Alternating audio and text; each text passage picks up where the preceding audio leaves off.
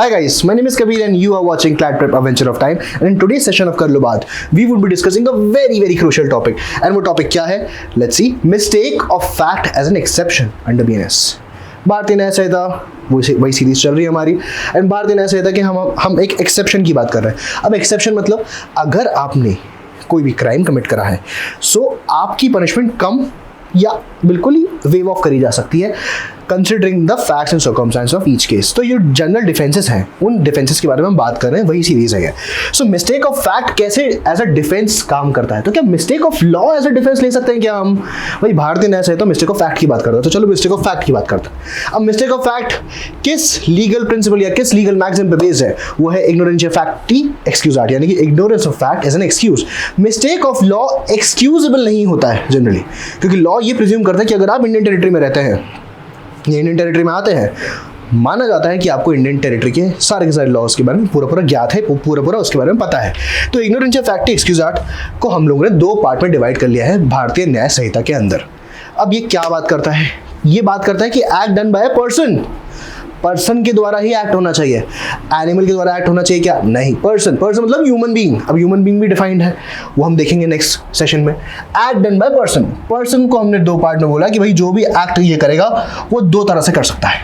Number 1 section 14 of BNS and number 2 section 17 of BNS. एक करके दोनों सेक्शन को समझते हैं.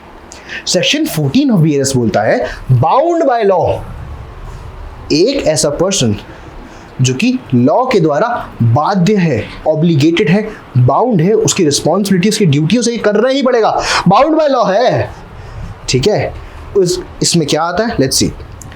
अगर एक व्यक्ति यानी कि act done by a person who is bound by law and he thinks that he genuinely he is और he believes himself under mistake of fact कि यार वो ये एक्ट कर सकता है, मतलब वो एम्पावर्ड है ये एक्ट करने के लिए, या फिर उसके पास ये पावर है इस एक्ट को कमिट करने के लिए, तो जेन्युइनली बाउंड बाय लॉ है या फिर believes himself under mistake of fact that he is bound by law. दो कहानी बड़ी सिंपल सी. यार अगर मुझे लगता है आई am genuinely bound by law number 1, या मैं मिस्टेक ऑफ फैक्ट के अंदर हूं, मैं सच में अभी भी बाउंड बाय लॉ हूं, इन बोथ द सिनेरियोस माना जाएगा मेरा मेंस्ट्रुआ था ही नहीं. फिर से समझ लेते हैं, बड़ा सिंपल है.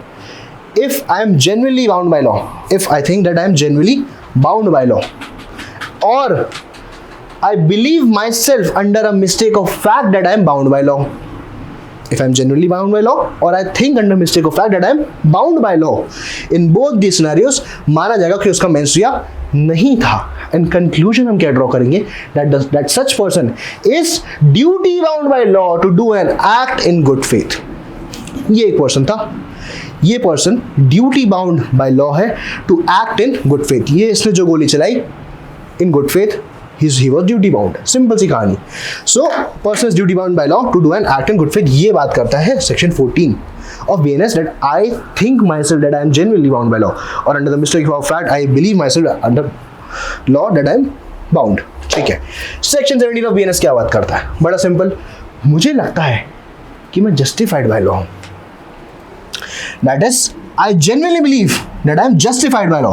That is, I am genuinely believe कि I am justified by law, और I believe myself under mistake of fact that I am justified by law.